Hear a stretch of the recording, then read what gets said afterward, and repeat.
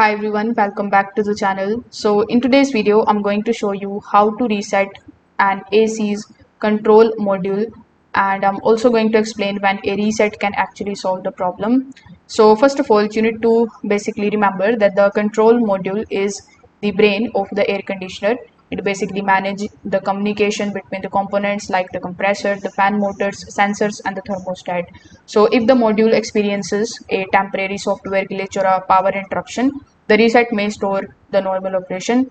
So in order to basically reset it, you just have to first of all turn off your AC using the thermostat or the remote, and then you just have to disconnect the power to the circuit breaker or disconnect the switch for about 5 to 10 minutes, and this allows the basically control module to fully discharge and reboot. Now after restoring the power, don't start the AC immediately. You need to wait for further 2 to 3 minutes so that the control module can complete its internal startup sequence and then reconnect with all the system components. Now when the AC is turned back on, the next thing that you need to do is to simply observe its behavior.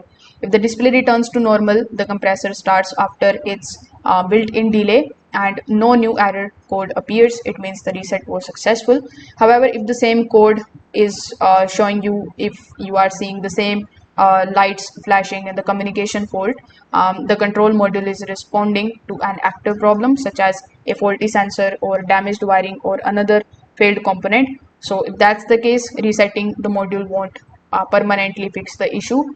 So that's how basically you can reset it. If this video helped you out, make sure that you like this video and subscribe to the channel. Thanks for watching.